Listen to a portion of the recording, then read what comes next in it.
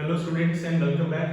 Last class में हमने light chapter start कर दिया था और उसमें हमने देखा था कि लाइट चैप्टर में हम लोग रिफ्लेक्शन एंड डिस्पर्शन जो है तीन मेन फिनोमेना पढ़ेंगे। तो जो हमारा फर्स्ट चैप्टर था बेसिकली वो इंट्रोडक्शन था और उसमें हमने पहले तो ये समझने की कोशिश की कि लाइट एग्जैक्टली होता क्या है, लाइट वर्क कैसे करता है, कैसे हम ऑब्जेक्ट्स को देख पाते हैं और लाइट को रिप्रेजेंट कैसे करें और इसके एप्लीकेशंस जैसे कि हमने मिरर्स और लेंसेज की बात की थी, जो माइक्रोस्कोप्स में हम लोग लेंसेज यूज करते हैं और जो डिफरेंट टाइप्स ऑफ मिरर्स होते हैं उस पर डिस्कशन किया था। आज हम लोग जो नेक्स्ट सबसे पहला फिनोमेना जो आपको इस चैप्टर में पढ़ना है रिफ्लेक्शन ऑफ लाइट, वहां से शुरू करने वाले हैं। तो सबसे पहले समझते हैं कि रिफ्लेक्शन ऑफ लाइट होता क्या है। तो जब भी लाइट जो है मैटर से इंटरेक्ट करती है काफी सारी चीजें हो सकती है। हमने लास्ट क्लास में डिस्कस किया था कि लाइट जो है वो एब्जॉर्ब की जा सकती है, हो सकता है मटेरियल जो है या सब्सटेंसेस जो है मैटर जो है वो लाइट को एब्जॉर्ब कर ले। कुछ केसेस में हो सकता है लाइट जो है उनके थ्रू पास कर सकती है, ट्रांसमिट हो सकती है और ऐसा तब होगा जब ऑब्जेक्ट जो है वो ट्रांसपेरेंट होंगे। इसी तरीके से अगर ओपेक सरफेसेस होती हैं तो लाइट जब उनके सरफेस पे फॉल करेगी तो रिफ्लेक्ट बैक कर सकती है, या हम ऐसे बोलेंगे कि लाइट जब ओपेक सरफेसेस पे फॉल करती है जनरली तो बाउंस बैक करती है। ये बिल्कुल वैसे ही है जैसे सपोज आपके पास एक क्रिकेट बॉल है और उसको आप क्या करते हैं एक सरफेस पे इस तरीके से स्ट्राइक करते हैं, तो स्ट्राइक करने के बाद क्या होगा, क्रिकेट बॉल भी इस तरीके से बाउंस बैक करेगी। सेम तरीके से जिस तरीके से ऑब्जेक्ट्स रियल लाइफ में सरफेसेस से बाउंस बैक कर सकते हैं स्ट्राइक करने के बाद, उसी तरीके से लाइट जब किसी सरफेस पे स्ट्राइक करती है तो बाउंस बैक करती है। और इस बाउंसिंग बैक ऑफ लाइट के इस फिनोमेना को हम नाम दे देते हैं reflection of light. Reflection of light.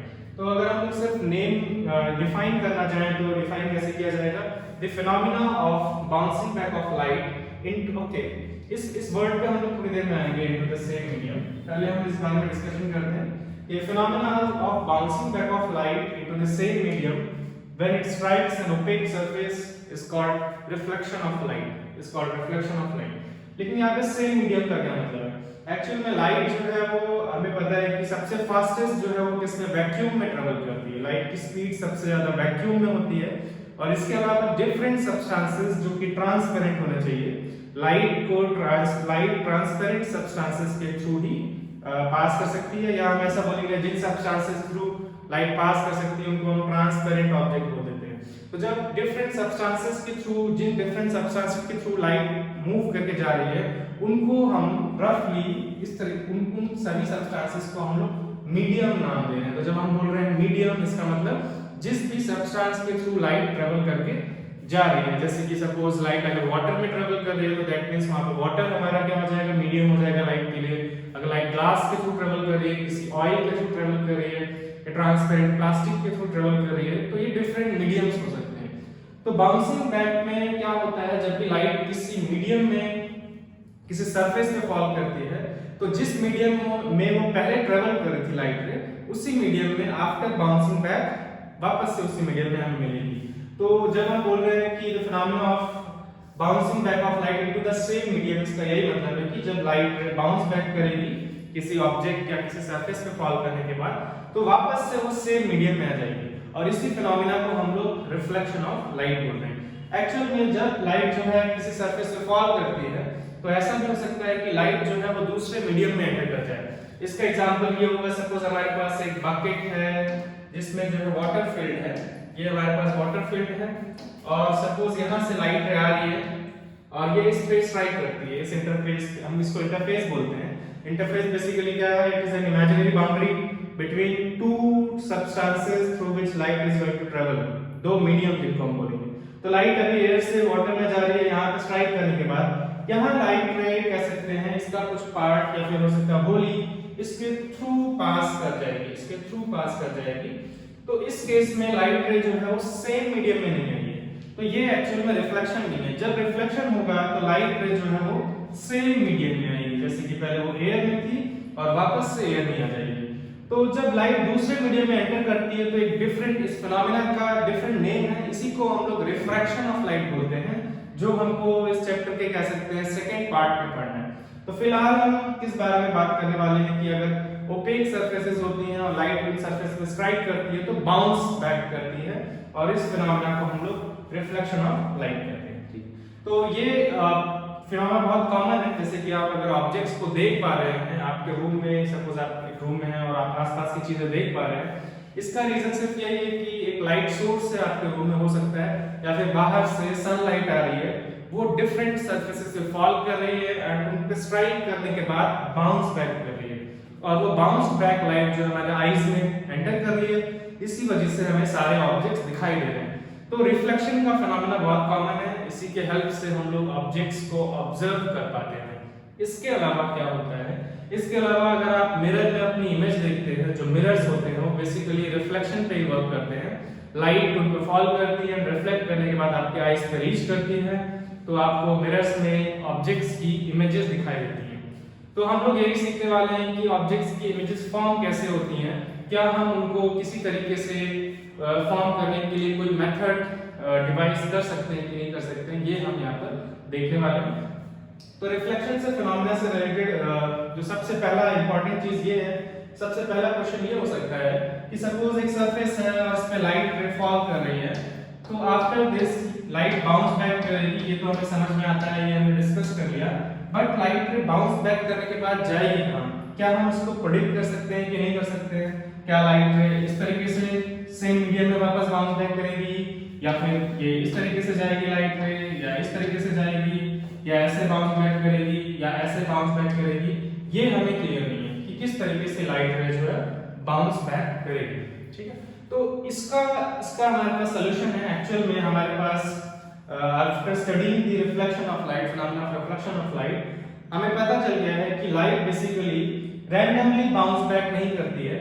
Light जो एक रूल के अकॉर्डिंग बाउंस बैक करती है, और उन रूल्स को ही हम लोग रिफ्लेक्शन, लॉज ऑफ रिफ्लेक्शन कहते हैं। उन रूल्स को ही हम लोग लॉज ऑफ रिफ्लेक्शन कहते हैं, जो कि हम नेक्स्ट देखने वाले हैं। तो लॉज ऑफ रिफ्लेक्शन क्या है वो समझते हैं। सपोज हमारे पास एक सरफेस है, ये एक सरफेस हमने यहाँ पे एक स्मूथ सरफेस ली है। स्मूथ रिफ्लेक्टिंग सरफेस का मतलब ये कंप्लीटली फ्लैट होगी, इस पे कोई भी हिल्स एंड वैलीज जैसी रफनेस जो होती है वो नहीं होगी। तो ये हमारे पास एक स्मूथ रिफ्लेक्टिंग सरफेस है। अब एक काम करते हैं, हम एक लाइट रे लेते हैं। पहले हम डिस्कस कर चुके हैं कि किसी सोर्स से आने वाली जो लाइट होगी उसको हम लोग एक रे से रिप्रेजेंट करेंगे या एरो से रिप्रेजेंट करते हैं। तो सपोज एक लाइट सोर्स है, वो कुछ भी हो सकता है, वो ल्यूमिनस सोर्स ऑफ लाइट भी हो सकता है, non luminous source of light भी हो सकता है, जिस पे लाइट अभी फॉल करने वाली है, स्ट्राइक करने वाली। तो ये रही वो लाइट रे जो कि सरफेस पे फॉल की। अब हम इसमें एक एरो लगाएंगे। ये जो लाइन ड्रॉ की है और साथ में जो एरो लगाया है, ये basically path and direction of propagation of light बता रहा है कि लाइट जो है वो इस स्मूथ सरफेस की तरफ आ रही है। ठीक है, नेक्स्ट जो है क्वेश्चन ये रहता है कि क्या अब लाइट जो है बाउंस बैक करेगी, यानी कि सेम मीडियम में आएगी, बट क्या लाइट रैंडमली किसी भी डायरेक्शन में जाएगी? तो ऐसा नहीं है। तो अगर आपको ये पता करना है कि लाइट जो है आफ्टर रिफ्लेक्शन कहां जाएगी, तो उसके लिए जो रूल्स हैं उनको हम लॉज ऑफ रिफ्लेक्शन कहते हैं। उनको फॉर्मली प्रॉपर तरीके से हम लिखेंगे थोड़ी देर बाद, बट उससे पहले हम उनको समझने की कोशिश करते हैं। तो सबसे पहली चीज ये है कि ये जो रे है जो कि सरफेस की तरफ फॉल करती है, इसको हम लोग बोलते हैं इंसिडेंट रे। इंसिडेंट रे क्या होता है? A ray of light that reaches या that strikes on a surface, that is incident on a surface. ऐसी लाइट रे जो कि सरफेस पे इंसिडेंट होगी उसको हम लोग सिंपली क्या बोल देंगे? Incident ray. अब इंसिडेंट रे जो आफ्टर रिफ्लेक्शन कहां जाएगी वो पता करने के लिए हमारे पास जो तरीका है वो ये है कि जिस भी पॉइंट पे लाइट रे इंसिडेंट होती है, इस सरफेस पे जिस भी पॉइंट पे लाइट रे इंसिडेंट होती है, इस पॉइंट को हम लोग नेम भी दे देते हैं। इस पॉइंट का नाम है point of incidence. Point of incidence, point of incidence. तो जिस भी पॉइंट पे लाइट रे इंसिडेंट करेगी वहां पर आपको एक लाइन ड्रॉ करनी होगी, इमेजिनरी लाइन ड्रॉ करनी होगी, जो कि उस सरफेस के परपेंडिकुलर होनी चाहिए। जैसे कि इस सरफेस पे लाइट रे फॉल करने वाली है, किस पॉइंट पे? इस पॉइंट पे फॉल करने वाली है। तो इस सरफेस पे, इस पॉइंट पे आपको एक लाइन ड्रॉ करनी, इमेजिनरी लाइन, जिसको हम लोग नॉर्मल बोलते हैं, और वो इस सरफेस के परपेंडिकुलर होगी। तो नॉर्मल कैसे ड्रॉ करना? बहुत इजी है। ये अगर हॉरिजॉन्टल है तो नॉर्मल का मतलब क्या होता है? Perpendicular to the surface. तो अगर ये हॉरिजॉन्टल है, दैट मींस ये जो लाइन मैं ड्रॉ कर रहा हूं इमेजिनरी लाइन है, तो इसको मैं डैश लाइन से दिखाऊंगा। ये जो लाइन में ड्रॉ कर रहा हूँ एग्जैक्टली वर्टिकल, इसको हम लोग नॉर्मल बोलेंगे, इसको हम लोग नॉर्मल बोलेंगे। तो नॉर्मल क्या है? Normal is basically a perpendicular imaginary line on the surface at the point of incidence. तो अगर आप जानना चाहते हैं कि लाइट रे आफ्टर रिफ्लेक्शन कहां जाएगी, तो हर बार आपको ये नॉर्मल ड्रॉ करना पड़ेगा, क्योंकि नॉर्मल के हेल्प से ही हम एक पर्टिकुलर एंगल मेजर करेंगे और उसी एंगल के अकॉर्डिंग जो है लाइट रे रिफ्लेक्ट करती है। तो जिस एंगल की बात हम लोग कर रहे हैं वो देखते हैं। पहली चीज ये होगी कि जो ये लाइन मैंने ड्रॉ की इमेजिनरी लाइन, इसको हम लोग क्या बोल रहे हैं? नॉर्मल बोल रहे हैं, नॉर्मल। तो नॉर्मल और इंसिडेंट रे जो आपको दिखाई दे रही है, इन दोनों के बीच का जो एंगल होता है, मतलब कि इस एंगल की हम लोग बात कर रहे हैं, इस एंगल को हम लोग बोलते हैं एंगल ऑफ इंसिडेंस। इसको हम लोग स्मॉल आई से दिखाते हैं जनरली, तो इसको हम लोग बोलते हैं एंगल ऑफ इंसिडेंस। तो यहाँ पे लिख लेते हैं इस चीज को कि I is angle of incidence. I basically क्या है? Angle of incidence. Next, after reflection light रे कहां जाएगी वो हमें इस एंगल से ही पता चलेगा। तो आफ्टर रिफ्लेक्शन लाइट रे जो है वो इस तरीके से रिफ्लेक्ट होगी, इसके बाद लाइट रे इस तरीके से रिफ्लेक्ट होगी कि नॉर्मल से रिफ्लेक्टेड लाइट का जो एंगल बनेगा, नॉर्मल से रिफ्लेक्टेड लाइट का जो एंगल बनेगा वो एंगल ऑफ इंसिडेंस के बराबर होता है। दैट मींस लाइट रे जो है वो इस तरीके से रिफ्लेक्ट होगी, जिससे कि ये वाला जो एंगल बना है, ये वाला जो नया एंगल बना है, ये एंगल ऑफ इंसिडेंस के बराबर होना चाहिए। कहने का मतलब ये है कि अगर सपोज ये एंगल 30 डिग्री है, तो ये एंगल भी 30 ही होगा। इस तरीके से लाइट रे रिफ्लेक्ट करेगी। तो ये लाइट रे जो कि सरफेस से अवे जा रही है, अवे फ्रॉम द सरफेस जा रही है, इसको हम लोग बोलते हैं रिफ्लेक्टेड रे, जो कि एक्चुअल में रिफ्लेक्ट हुई है। इसको हम लोग बोल देते हैं रिफ्लेक्टेड रे, जो कि अवे फ्रॉम द सरफेस जा रही है। ये हमारी रिफ्लेक्टेड रे है। और रिफ्लेक्टेड रे और नॉर्मल के जो बीच का एंगल होगा, जैसे हमने पहले देखा था कि इंसिडेंट रे और नॉर्मल के बीच के एंगल को हम लोग एंगल ऑफ इंसिडेंस बोल रहे हैं, इसी तरीके से reflected ray and the normal के बीच का जो एंगल होगा, इसको हम लोग स्मॉल r से डिनोट करते हैं और इसको हम लोग बोलते हैं एंगल ऑफ रिफ्लेक्शन। इसको हम लोग बोलते हैं angle of reflection, angle of reflection.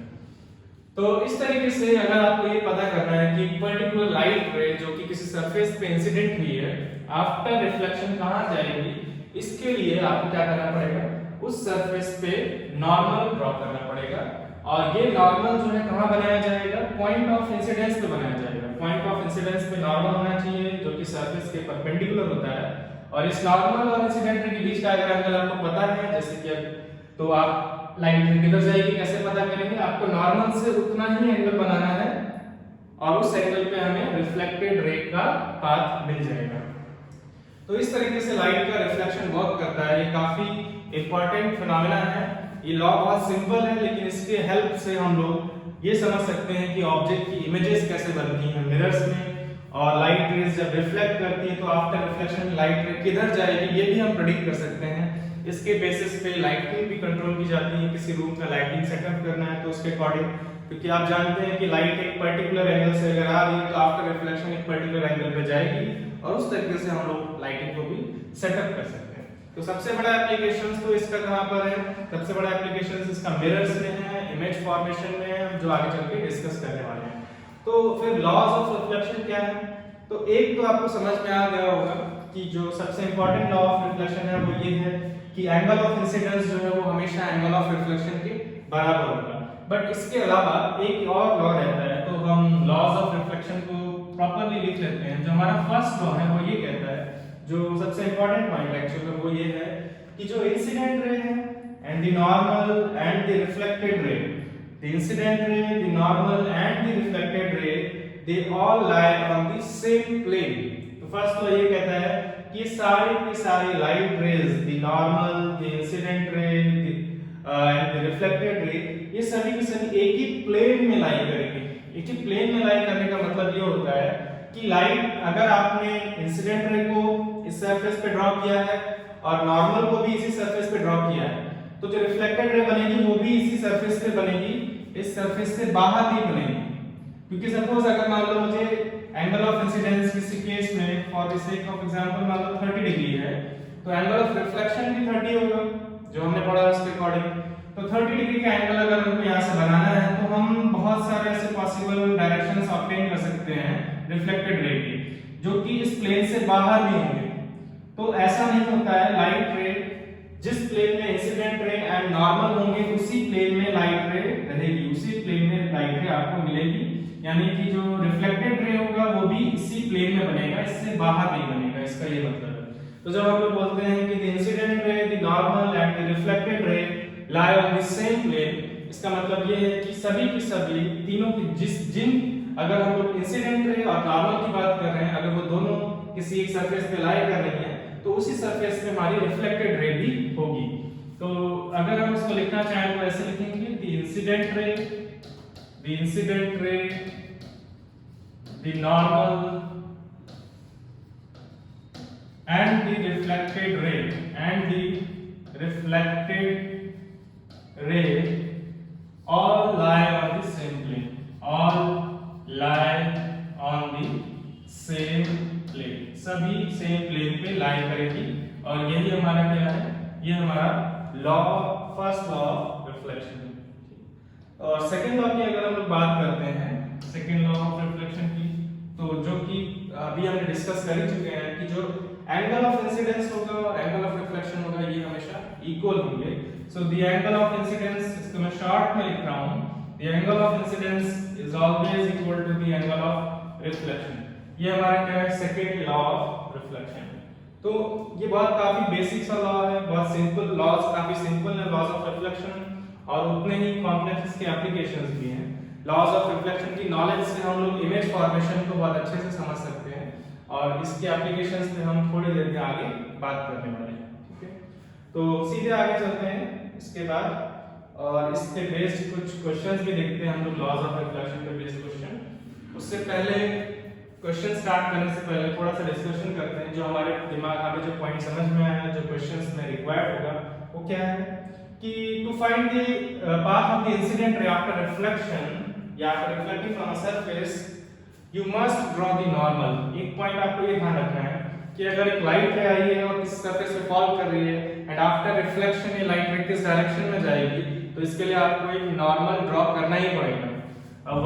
Why इसलिए क्योंकि अगर आप नॉर्मल नहीं ड्रॉ करेंगे तो आपको इंसिडेंट रे नहीं, इंसिडेंट एंगल नहीं पता चलेगा, और जब तक आपको दी इंसिडेंट एंगल या एंगल ऑफ इंसिडेंस नहीं पता है तो आप एंगल ऑफ रिफ्लेक्शन भी नहीं जान सकते, और अगर आपको एंगल ऑफ रिफ्लेक्शन नहीं पता है तो आप रिफ्लेक्टेड रे का पाथ नहीं बना पाएंगे करेक्टली।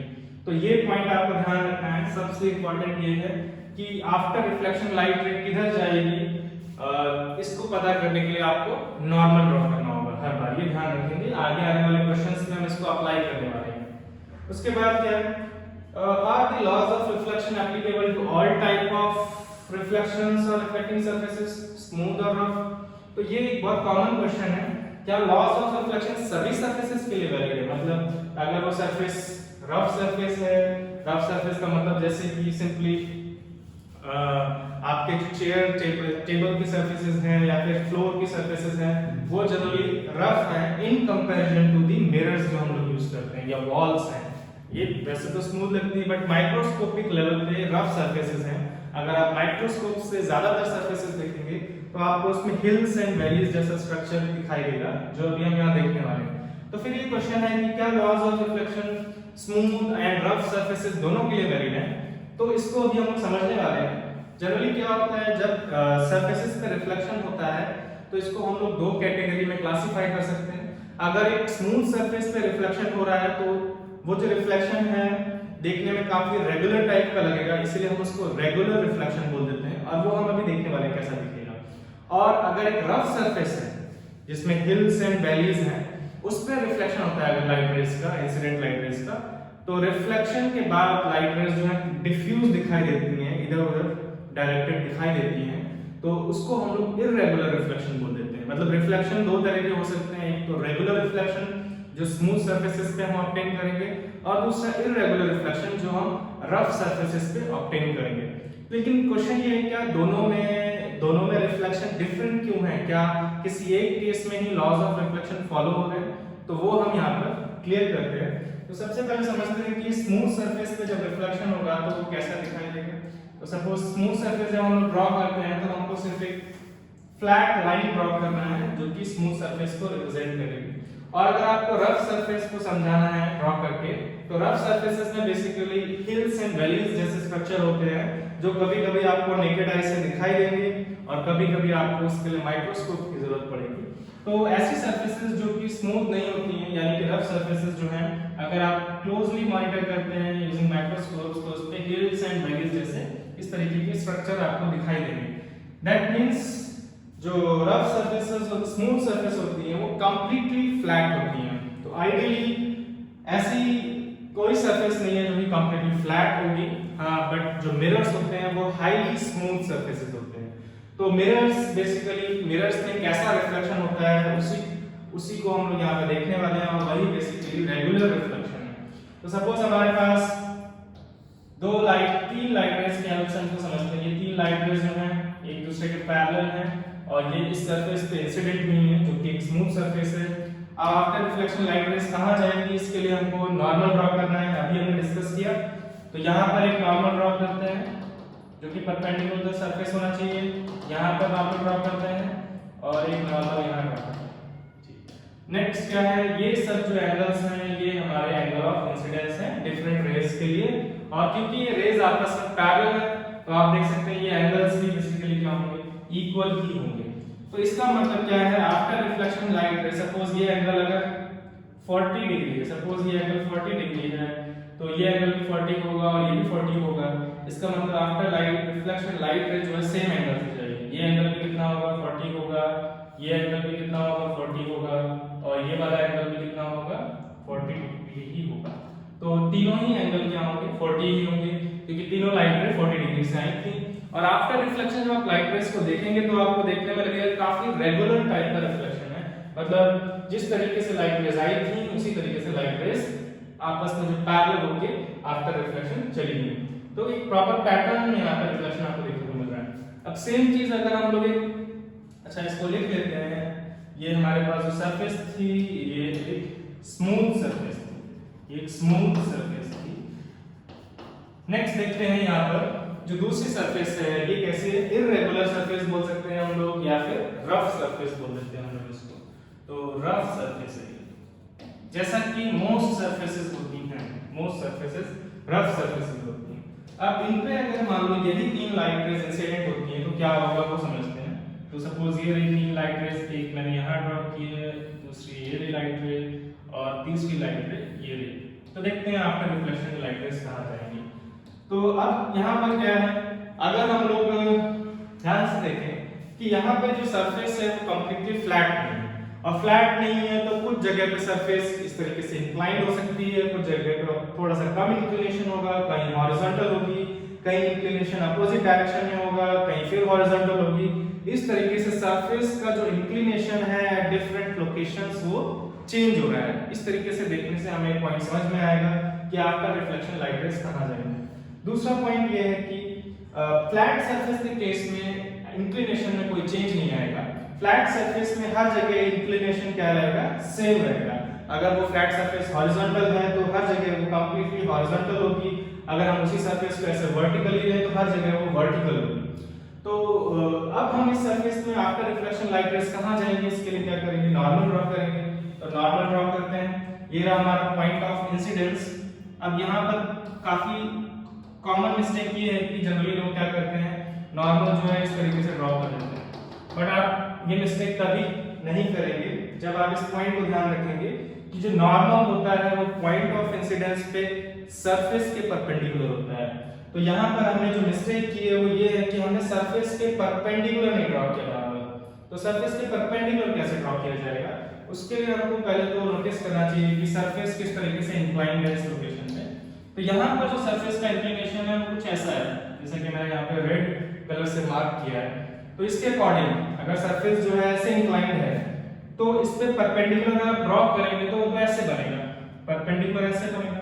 तो वही हम करने वाले हैं, यहाँ पर हम लोग परपेंडिकुलर या फिर कह सकते हैं जिसको नॉर्मल ड्रॉ करने वाले हैं, जो कि इस तरीके से इंक्लाइंड होगा। यहाँ पर नॉर्मल ऐसा दिखेगा, ठीक है।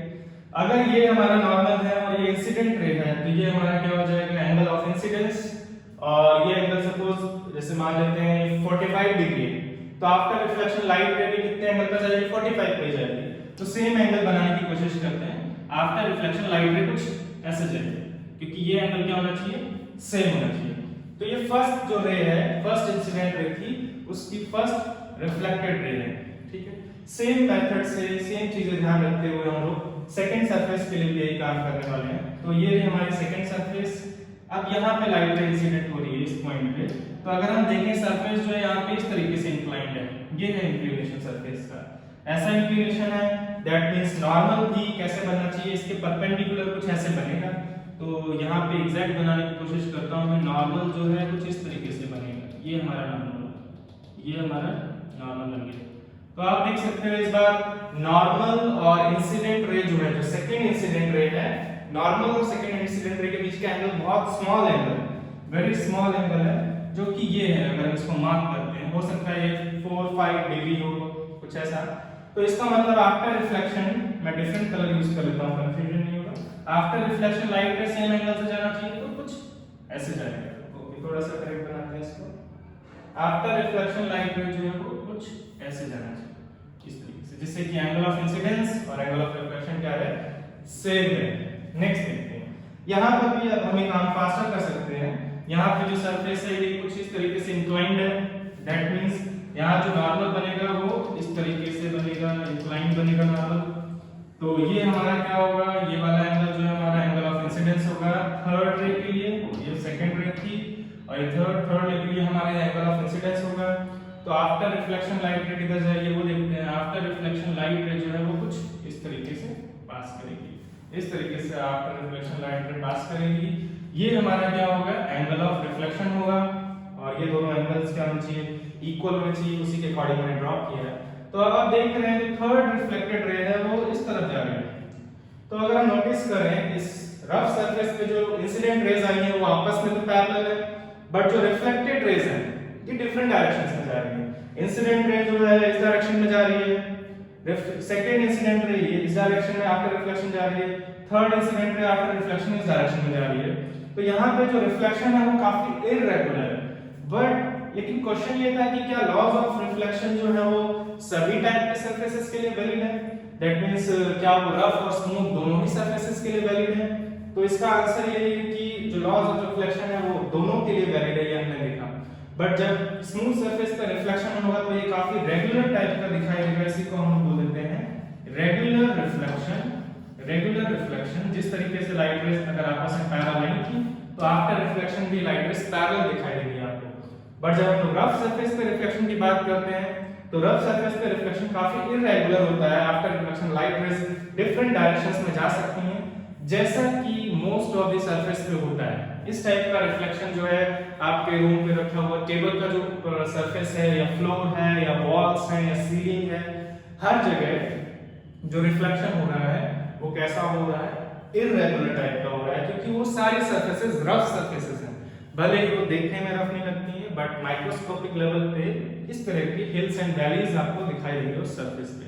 और जब हम लोग मिरर्स की बात करते हैं तो वहां पर जब रिफ्लेक्शन होता है तो most part of the light rays, जितनी अमाउंट ऑफ लाइट आ रही है, most of it is reflected like this, जो क्योंकि वो काफी ज्यादा स्मूथ सरफेस होती हैं, हाईली स्मूथ सरफेसेस होती हैं मिरर्स, तो उस केस में रिफ्लेक्शन कुछ इस तरीके से होता है।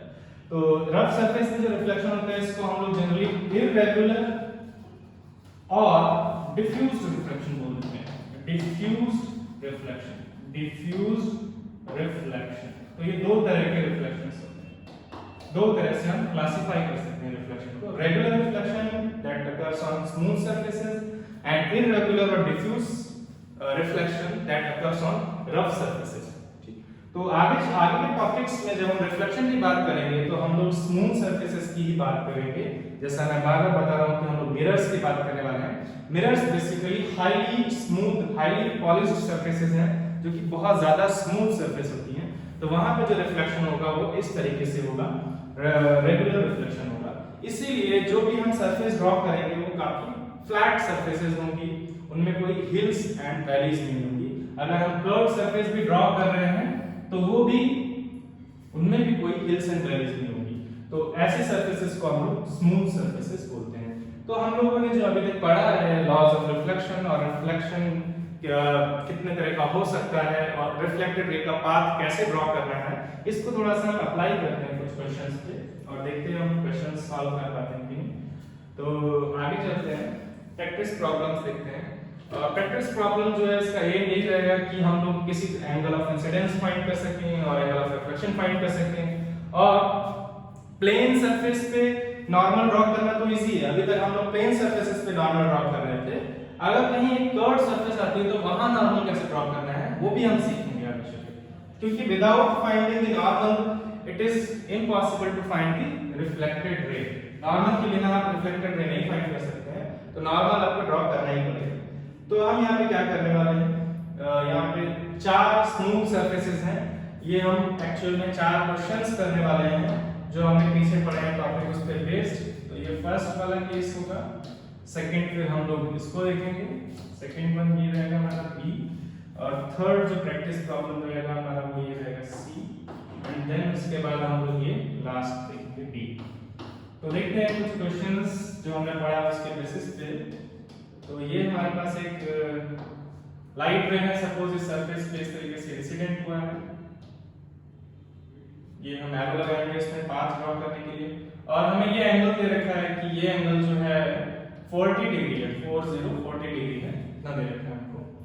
ऐसे ही यहाँ पर भी हम लोग इस क्वेश्चन को देखते हैं, यहाँ पर क्या है, लाइट रे जो है ये वर्टिकली रखा हुआ है, ये सरफेस जो है कंप्लीटली वर्टिकली रखी है, स्मूथ सरफेस है, ये सारी सरफेसेस स्मूथ हैं, ये वर्टिकली रखी हुई है, और एक लाइट रे हॉरिजॉन्टली आके इस सरफेस पे स्ट्राइक करती है। तो एक लाइट रे जो है कंप्लीटली हॉरिजॉन्टली आने के बाद इस सरफेस पे स्ट्राइक करती है।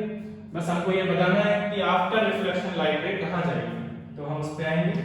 ऐसे ही एक क्वेश्चन यहां पर है कि ये जो पर्टिकुलर फ्लैट सरफेस है इस बार ये इंक्लाइंड है, ना तो ये हॉरिजॉन्टल है और ना ही ये वर्टिकल है, ये हॉरिजॉन्टल से कुछ इंक्लिनेशन पे है, और ये इंक्लिनेशन एंगल हमको 30 डिग्री दिया हुआ है, 30 डिग्री पे इंक्लाइंड है। और उसके बाद ये बताया गया है कि एक लाइट रे जो है इस सरफेस पे फॉल कर रही है जो कि खुद कंप्लीटली हॉरिजॉन्टल है, ये कंप्लीट हॉरिजॉन्टल लाइट रे है। इसको मैं अलग से स्पेसिफाई कर देता हूं, ये हॉरिजॉन्टल लाइट रे, हॉरिजॉन्टल लाइट। इसी तरीके से एक क्वेश्चन यहाँ पर भी है, इस बार जो है ये सरफेस भी इंक्लाइंड है, बस डिफरेंस क्या है कि ये सरफेस का एंगल जो है इस बार वर्टिकल से दिया है, और ये एंगल कितना दिया है, ये एंगल जो है आपको लेट्स से 60 डिग्री दिया है, 60 degree with the vertical inclined surface. तो हमारे पास 4 क्वेश्चंस हैं, और इन सभी क्वेश्चंस में हमको करना क्या है, हमें फाइंड करना है कि आफ्टर रिफ्लेक्शन लाइट रे जो है वो कहां पे पहुंचेगी। तो रिफ्लेक्टेड रे ड्रॉ करनी बेसिकली, हमको एंगल ऑफ इंसिडेंस फाइंड करने हैं, एंगल ऑफ रिफ्लेक्शन फाइंड करने हैं, और रिफ्लेक्टेड रे ड्रॉ करनी है। तो देखते हैं, सबसे पहले फर्स्ट सरफेस से स्टार्ट करते हैं। आप इन क्वेश्चंस को ट्राई कर सकते हैं और उसके बाद जस्ट मैं इसका सॉल्यूशन बताने वाला हूं। तो यहां पर हम क्या करेंगे, सबसे पहले इंसिडेंट रे हमने पढ़ा है कि इंसिडेंट रे आफ्टर रिफ्लेक्शन कहां जाएगा, इसके लिए आपको पॉइंट ऑफ इंसिडेंस पे ऑन द सरफेस एक नॉर्मल ड्रॉ करना पड़ेगा। तो हमने ये नॉर्मल ड्रॉ कर दिया, और नॉर्मल और इंसिडेंट रे की जो बीच का एंगल होता है, नॉर्मल और इंसिडेंट रे के बीच का जो एंगल होता है इसी को हम लोग एंगल ऑफ इंसिडेंस बोलते हैं।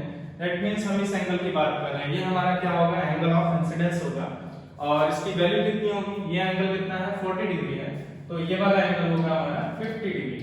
क्यों, क्योंकि नॉर्मल जो है वो सरफेस से परपेंडिकुलर होता है, दैट मींस जो नॉर्मल का एंगल है वो कितना होगा 90 डिग्री विद द सरफेस होगा, और नॉर्मल का एंगल अगर 90 डिग्री विद द सरफेस है तो ये अगर 40 है तो ये एंगल कितना होना चाहिए 50 होना चाहिए, तभी हमारा सम क्या होगा 90। तो यहाँ पे एक चीज हमें पता चली कि जो एंगल ऑफ इंसिडेंस है वो कितना है 50 डिग्री है। नेक्स्ट, आफ्टर रिफ्लेक्शन लाइट रे किधर जाएगी, हम पढ़ चुके हैं कि angle of incidence must be equal to angle of reflection, that means जो रिफ्लेक्टेड रे है वो नॉर्मल के साथ कितने डिग्री का एंगल 50 डिग्री का एंगल बनाएगी, एंड वो इसी प्लेन में लाई करेगी, इससे बाहर नहीं आएगी, और अगर बाहर आती है तो हम वैसे भी ड्रॉ नहीं कर पाएंगे इस केस में। तो एक्चुअल में ऐसा ही होता है कि लाइट रे सेम प्लेन में रहेगी, तो लाइट रे इसी प्लेन में रहेगी, तो इस तरीके से रिफ्लेक्टेड रे ड्रॉ किया जाएगा, और हमारा angle of reflection obviously same होना चाहिए, वो 50 डिग्री ही होगा। इस तरीके से हमें क्वेश्चन को सॉल्व करना है। ये सिंपल क्वेश्चन था। आगे चलते हैं, यहाँ पे देखते हैं। ये रही हमारी इंसिडेंट रे। इंसिडेंट रे मैंने बताया था, एक बार मैं लिख देता हूँ कि ये कंप्लीटली हॉरिजॉन्टल है। ये एक हॉरिजॉन्टल रे ऑफ लाइट है जो कि एक वर्टिकली प्लेस्ड स्मूथ सरफेस पे स्ट्राइक कर रही है। तो आफ्टर रिफ्लेक्शन लाइट रे किधर जाएगी, इसके लिए फिर से हमें पता है नॉर्मल ड्रॉ करना है। तो हम इस पॉइंट पे नॉर्मल ड्रॉ करेंगे। और आपको पता है कि वर्टिकल सरफेस है, अगर एक सरफेस वर्टिकल है और आप उस पे नॉर्मल ड्रॉ करना चाहते हैं तो वो हॉरिजॉन्टल होगा, और ये लाइट रे भी हॉरिजॉन्टल है। दैट मींस जो नॉर्मल है वो इससे क्या करेगा, कोइंसाइड करेगा, नॉर्मल कोइंसाइड करेगा इंसिडेंट रे से। इस केस में हमारा नॉर्मल जो है वो इंसिडेंट रे से कोइंसाइड करने वाला है, जैसा कि मैंने यहाँ पे ड्रॉ किया। फिर हमें ये भी पता है कि जो नॉर्मल है और इंसिडेंट रे है, इनके बीच का जो एंगल होता है इसको हम लोग एंगल ऑफ इंसिडेंस बोलते हैं। तो इस केस में जो एंगल ऑफ इंसिडेंस है वो क्लियरली कितना है, 0 है, क्योंकि इंसिडेंट रे अगर इस तरीके से आ रही होती तो यहाँ पे कुछ एंगल फॉर्म होता, बट इंसिडेंट रे इस तरीके से आई, that means this angle is 0, this angle is 0। तो एंगल ऑफ इंसिडेंस 0 है, तो इसका मतलब एंगल ऑफ रिफ्लेक्शन भी 0 होना चाहिए according to the laws of reflection. तो एंगल ऑफ रिफ्लेक्शन 0 तभी होगा जब रिफ्लेक्टेड रे जो है वो नॉर्मल के साथ कोइंसिडेंट हो जाए, नॉर्मल से ही कोइंसाइड कर जाए। जब रिफ्लेक्टेड रे नॉर्मल से कोइंसाइड कर जाए तभी एंगल ऑफ रिफ्लेक्शन 0 होगा। तो एंगल ऑफ रिफ्लेक्शन भी 0 है, दैट मींस लाइट रे स्ट्राइक करने के बाद अपना पाथ जो है कह सकते हैं रिट्रेस करेगी। जिस पाथ से लाइट रे आई थी उसी पाथ से आफ्टर रिफ्लेक्शन वापस चली जाएगी। ये हमें यहाँ से पता चलता है। और यहाँ से हमें एक इंपॉर्टेंट पॉइंट पता चलता है, वो ये है कि अगर लाइट रे किसी सरफेस पे इस तरीके से इंसिडेंट होती है कि वो सरफेस के साथ 90 डिग्री का एंगल बना रही है, बट एंगल ऑफ इंसिडेंस उस केस में क्या होगा, 0 डिग्री होगा। यहाँ पे एंगल ऑफ इंसिडेंस कितना है, 0 डिग्री है। तो जब एंगल ऑफ इंसिडेंस 0 डिग्री होगा तो एंगल ऑफ रिफ्लेक्शन भी कितना होगा, 0 डिग्री ही होगा। दैट मींस उस केस में लाइट रे आफ्टर रिफ्लेक्शन अपने पाथ को रिट्रेस करेगी, अपने पाथ को रिट्रेस करेगी। तो इसको हम एज एन इंपॉर्टेंट पॉइंट लिख सकते हैं, एज अ नोट लिख सकते हैं। ऐसे केसेस में हम लोग डायरेक्टली रिफ्लेक्टेड रे ड्रॉ कर पाएंगे। When light ray strikes perpendicular to the surface, strikes perpendicularly to the surface,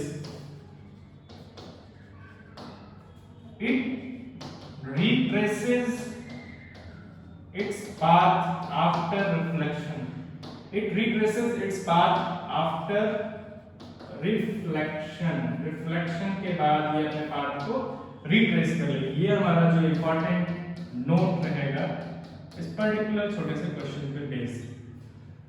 एक चीज याद रखेंगे, जब हम बोल रहे हैं लाइट रे स्ट्राइक्स परपेंडिकुलरली, इसका मतलब ये नहीं है कि एंगल ऑफ इंसिडेंस 90 है। लाइट रे स्ट्राइक्स परपेंडिकुलर का मतलब है कि लाइट रे का सरफेस के साथ एंगल कितना है, 90 है। बट जब हम एंगल ऑफ इंसिडेंस की बात करते हैं तो एंगल ऑफ इंसिडेंस जो है वो नॉर्मल और इंसिडेंट रे के बीच में होता है। तो नॉर्मल और इंसिडेंट रे के बीच में एंगल कितना है, वो हमने देख लिया, वो 0 डिग्री है। ये पॉइंट आप ध्यान रखेंगे। आगे चलते हैं, देख लेते हैं। यहाँ पर हमारे पास फिर से हॉरिजॉन्टल रे है, ये हमारी फ्लैट सरफेस है। एंगल ऑफ इंसिडेंस यहाँ पे angle of inclination of the surface is 30 degree. तो आफ्टर रिफ्लेक्शन लाइट रे कहाँ जाएगी, इसके लिए हम लोग नॉर्मल ड्रॉ करते हैं। इस बार ये सरफेस ऐसे इंक्लाइंड है। अगर एक हमारे पास इंक्लाइंड सरफेस है और उस पे हमें 90 डिग्री की इमेजिनरी लाइन ड्रॉ करनी है तो वो ऐसे बनेगी, ये भी ध्यान रखना है। कुछ लोग इस लाइन को वर्टिकल ड्रॉ करते हैं, बट वो ध्यान रखेंगे वो लाइन वर्टिकल तभी होगी जब सरफेस हॉरिजॉन्टल होगी। तो अभी सरफेस इंक्लाइंड है, दैट मींस वो लाइन भी टिल्टेड होगी। आपको बस ये ध्यान रखना है कि एंगल जो है वो 90 होना चाहिए। तो हम लोग यहाँ पे 90 डिग्री पे एक इमेजिनरी लाइन ड्रॉ कर रहे हैं जिसको नॉर्मल बोलते हैं। तो उस केस में ये वाला जो एंगल होगा यही हमारा एंगल ऑफ इंसिडेंस है। ये हमारा एंगल ऑफ इंसिडेंस है, because angle of incidence is the angle between the incident ray and the normal. But ये एंगल हमें यहाँ पता नहीं, तो कैसे हम निकाल सकते हैं, कोई तरीका है तो उस पर लिखते हैं ध्यान से। एक चीज क्लियर है कि ये लाइट रे जो है वो हॉरिजॉन्टल है, और ये जो मैंने लाइन ड्रॉ की एंगल मेजर करने के लिए ये भी हॉरिजॉन्टल है। एंड ये जो इंक्लाइंड सरफेस है ट्रांसवर्सल का काम कर रही है एक तरीके से। तो दैट मींस ये एंगल अगर 30 डिग्री है तो ये एंगल भी 30 ही होना चाहिए, because these are alternate interior angles. तो ये एंगल जो है हमारा 30 डिग्री हो गया। अब अगर ये एंगल 30 डिग्री है तो हम लोग आई फाइंड कर सकते हैं। बिकॉज जो नॉर्मल का एंगल होता है, नॉर्मल का angle with the surface it is total 90 degree, that means 90 minus 30 degree and we get this angle of incidence to be 60 degree. Angle of incidence यहाँ पे 60 डिग्री है, तो आफ्टर रिफ्लेक्शन लाइट रे same angle form करेगी, और वो same angle कितना होगा वो भी हम लोग यहाँ पे नेक्स्ट ड्रॉ करते हैं। तो 60 डिग्री पे ही लाइट रे आफ्टर रिफ्लेक्शन जाएगी, तो रफली ड्रॉ करने की कोशिश करें तो लाइट रे का ये पाथ होगा जो कि 60 डिग्री में बनना चाहिए। तो ये हमारी रिफ्लेक्टेड रे हो जाएगी और ये इंसिडेंट रे है। इस केस में एंगल ऑफ इंसिडेंस जो है वो 60 डिग्री है एंड एंगल ऑफ रिफ्लेक्शन भी जो है हमारा कितना है 60 डिग्री ही है। तो ये है तरीका, इस तरीके से हम लोग जो है लाइट रे का पाथ ड्रॉ करेंगे। अब हम एक लास्ट प्रॉब्लम देखने वाले हैं यहाँ पर, जो जिसमें मैंने लाइट रे में ड्रॉ नहीं किया है, तो वो भी देखते हैं। एक पॉइंट और रह गया है, वो ये है कि कभी-कभी क्वेश्चंस में ऐसे रहता है कि आपको बोलेगा कि लाइट रे का glancing angle on the surface, a light रे is incident on a surface with a glancing angle of 30 degree और 40 डिग्री, कुछ भी हो सकता है। तो ये ग्लांसिंग एंगल है क्या? ग्लांसिंग एंगल बेसिकली जो हम फर्स्ट हमारी प्रॉब्लम थी उसमें ये जो एंगल दिया था इसी को हम लोग ग्लांसिंग एंगल बोलते हैं। कौन सा एंगल है? ग्लांसिंग एंगल जो है वो इंसिडेंट रे का एंगल है with respect to the surface. The angle formed by the incident ray with the surface is called glancing angle. The angle formed by the incident ray with the normal is called incident angle. But the angle formed by the incident ray with the surface, angle formed by the incident ray with the surface is called glancing angle. तो हमेशा ध्यान रखेंगे glancing angle और angle of incidence different हैं। अगर आपको light रे का ग्लांसिंग एंगल पता है, इन दैट केस आप एंगल ऑफ इंसिडेंस भी फाइंड कर सकते हैं, बस आपको उसको 90 में से सबट्रैक्ट करना होगा। तो एक टर्म आपको ये ध्यान रखनी है। लास्ट प्रॉब्लम देखते हैं हमारे। लास्ट प्रॉब्लम में क्या है, ये रहा हमारा एंगल ऑफ इंसिडेंस। जब मैं लाइट रे ड्रॉ करूंगा तब हमें दिखाई देगा। तो ये एक लाइट रे है, हॉरिजॉन्टल सरफेस, हॉरिजॉन्टली इस सरफेस पे इंसिडेंट हो रही है, और ये लिख देता हूं मैं पॉइंट कि ये लाइट रे जो है हमारी कैसी है, हॉरिजॉन्टल है, हॉरिजॉन्टल लाइट रे, हॉरिजॉन्टल लाइट रे जैसा बी पार्ट में था या ज्यादातर पार्ट में था। आफ्टर रिफ्लेक्शन लाइट रे कहां जाएगी, इसके लिए हमको फिर से नॉर्मल ड्रॉ करना पड़ेगा। तो इस बार की सरफेस इस तरीके से इंक्लाइंड है, पॉइंट ऑफ इंसिडेंस पे नॉर्मल ऐसे बनेगा, 90 डिग्री का एंगल ऐसे बनेगा। तो इसको हम लोग ड्रॉ करते हैं, ये हमारा नॉर्मल, करेक्टली ड्रॉ करते हैं, ये हमारा नॉर्मल होगा। अगर ये नॉर्मल है तो ये हमारा क्या होगा, एंगल ऑफ इंसिडेंस होगा। अगर ये नॉर्मल है तो ये हमारा होगा angle of incidence, angle of incidence होगा। तो आफ्टर रिफ्लेक्शन लाइट रे कहां जाएगी, नेक्स्ट हम लोग ये देखने वाले हैं। और उसके लिए हमको ये पता होना चाहिए कि एंगल ऑफ इंसिडेंस कितना होगा। तो एंगल ऑफ इंसिडेंस फाइंड करने की कोशिश करते हैं। अब क्या करेंगे, अगर मैं इस इंसिडेंट रे को थोड़ा सा एक्सटेंड करूं, एक्चुअल में आपको इसको थोड़ा सोचना पड़ेगा। अब इंसिडेंट रे को अगर मैं थोड़ा सा एक्सटेंड करता हूं आगे की तरफ, तो निकाला जा सकता है ये एंगल। इसको फाइंड करने के कई तरीके हैं, एक तरीका हम लोग यहाँ पर देखने वाले हैं। तो मैं इसको थोड़ा सा एक्सटेंड करता हूँ, यहाँ पर ये 90 होगा। ये 90 इसलिए होगा क्योंकि ये हॉरिजॉन्टल था और ये वर्टिकल था। ये एंगल हमें पहले से पता है 60 डिग्री दिया गया है, दैट मींस ये वाला एंगल जो है वो 30 डिग्री होगा, क्योंकि एक राइट एंगल ट्रायंगल में ये एंगल 90 है, तो बाकी दोनों एंगल का सम भी 90 होना चाहिए, तभी टोटल जो है वो 180 होगा। तो अगर ये 60 डिग्री है तो ये 30 डिग्री होगा, हमें ये पता लग गया। तो अगर हम ध्यान से देखें, ये जो सरफेस है और जो हमने ये लाइन को एक्सटेंड किया है, इन दोनों के बीच का एंगल यहाँ 30 है, दैट मींस ये एंगल भी 30 डिग्री ही होना चाहिए, क्योंकि ये क्या है, हमारे वर्टिकली अपोजिट एंगल है, वर्टिकली अपोजिट एंगल है। और ये एंगल अगर 30 डिग्री है, दैट मींस ये एंगल भी हमारा 30 डिग्री, सॉरी ये एंगल हमारा 60 डिग्री होगा, क्योंकि ये नॉर्मल है जो कि परपेंडिकुलर है इस सरफेस पे, दैट मींस इन दोनों एंगल का सम जो है वो 90 डिग्री होना चाहिए।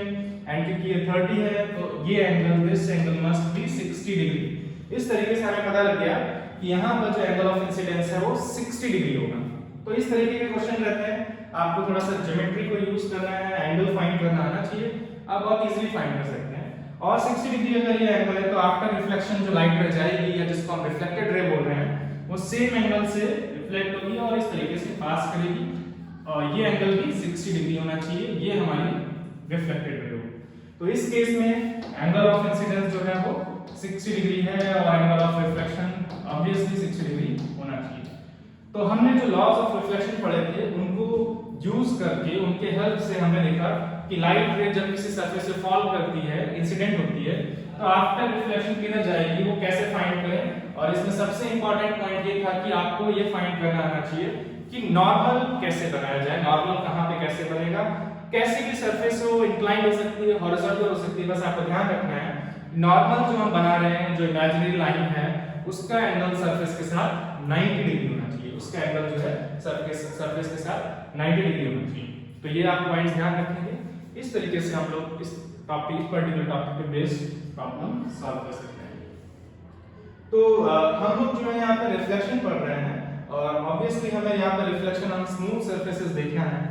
तो रिफ्लेक्शन ऑन स्मूथ सरफेसेस में हम लोग सबसे पहले फ्लैट सरफेसेस की बात कर रहे हैं, जैसे यहाँ पे हमने बात की थी, और उनमें से सबसे कॉमन जो फ्लैट सरफेस जो हम डेली लाइफ में यूज करते हैं, इसको हम लोग बोलते हैं प्लेन मिरर।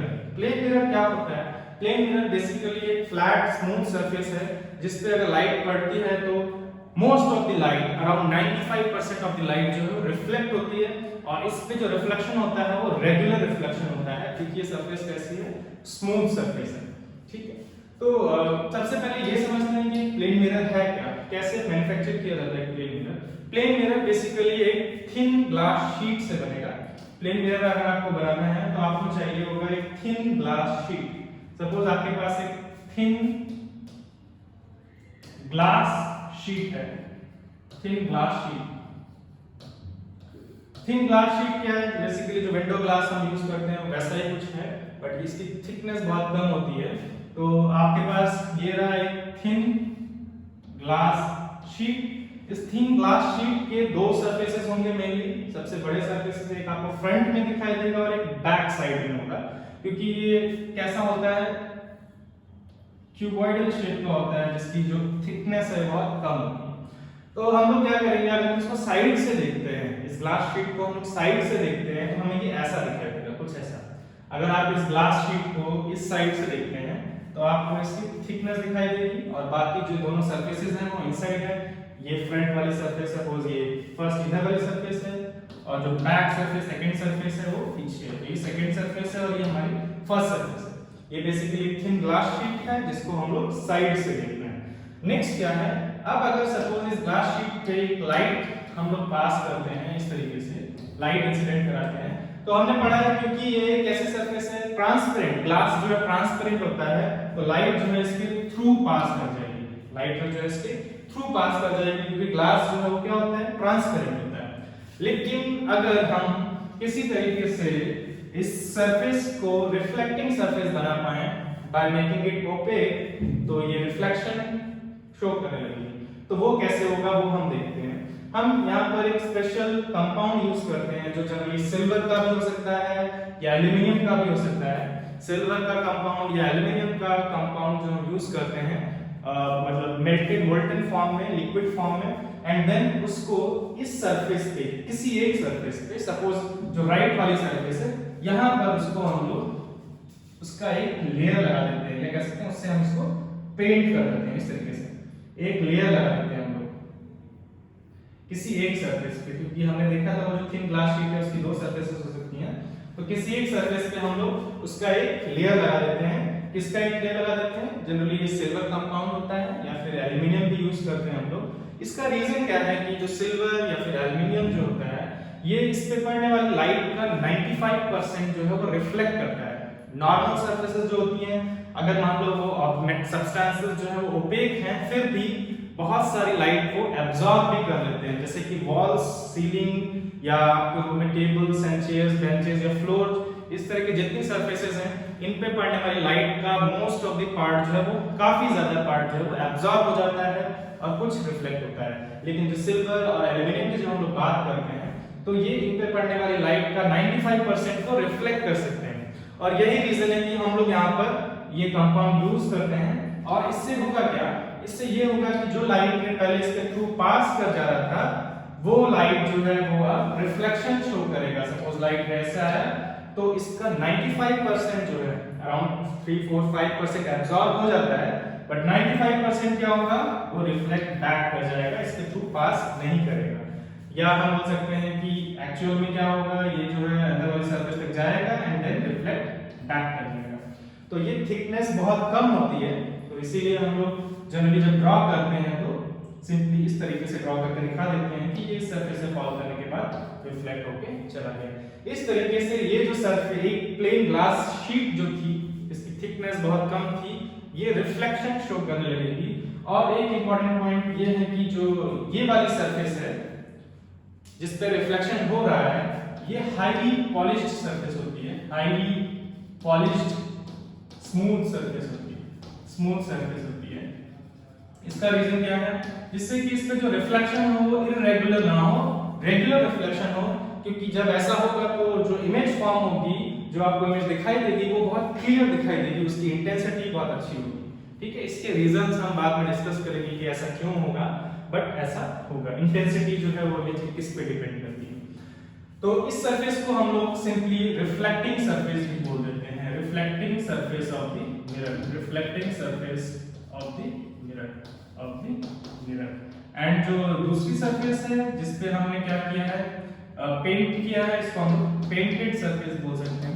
पेंटेड सरफेस है जहां पे कोई रिफ्लेक्शन नहीं होगा ऑब्वियसली, अगर आप लाइट यहां से सेंड करेंगे तो कोई रिफ्लेक्शन नहीं होगा, बट यहां पे रिफ्लेक्शन शो करने लगता है।